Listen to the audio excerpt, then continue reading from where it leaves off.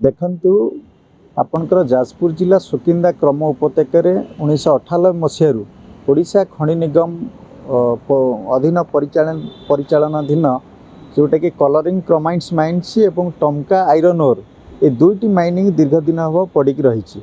एठी जो लोक निर्भर करुले 3000 ऊर्ध्व परिवार वर्तमान भोक उपवास छटपट होती। ए संक्रांत आम माइनिंग स्टील एंड सेक्रेटरी को कहीलु एवं ओडिशा खनि निगम एमडी महोदय को कहीलु। ए संक्रांत जो त्वरान्वित हवा कथा जो यथाशीघ्र पदक्षेप नवा कथा सरकार से आज आम मुख्य शासन सचिव महोदय को भेटिकी साक्षात कलु एवं गोटे अभियोग देचु जे त्वरित राज्यर स्वार्थ दृष्टि एवं श्रमिक मानकर स्वार्थ दृष्टि अविलंब ये खनि को कार्यक्षम करने आम दाबी प्रतिक्रिया निश्चित भाव में आम जो देवरंजन सिंह सार को भेटी से होचंदी माइनिंग एंड स्टील सेक्रेटरी प्रमुख शासन सचिव। आज आम ओडिशा माइनिंग खनि निगम जे मुख्य परिचालक तांको मध्य भेटिलु एवं अनु गर्ग को मध्य आज भेटिलु। ए संक्रांत आलोचना हला। ओमसी कहूँ बर्तमान जे आम यहाँ को गोटे वर्ष तलू लीज को आम हस्तांतर कर देइछु सरकार को।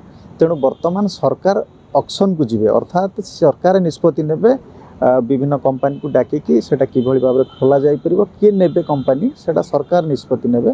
तेणु जहाँ भी हो किंतु जेहेतु ये 3-4 हजार लोक डिपेंड करुले बंचुले तेणु श्रमिकों स्वार्थ सुकिंदा माटीर स्वार्थ एवं राज्यर स्वार्थ खनि को खोलिया आम दाबी कर मुख्य कारण आप कौन अनुभव परिवेश आईन तत्कालीन सरकार जो थिला बिजु जनता दल सरकार सेतबेले गोटे चक्रांतमूलक भाव में परिवेश जो आईन रही परिवेश मंजूरी ऑब्स्टैकल तथ्य जोटा कि हाँ भ्रमात्मक तथ्य देकी से पाखापाखि 3000 श्रमिकों पेटर लाथ मरा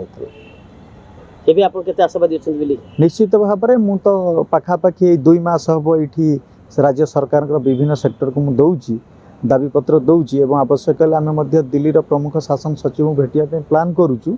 तेणु यथाशीघ्र मोर आशा अच्छी सरकार आसला परे वर्तमान जो खनि पड़ी निश्चित कार्यक्रम करेंगे बोले मोर आशा। मो विश्वनाथ पात्र सिविल सोसाइटी फोरम संपादक।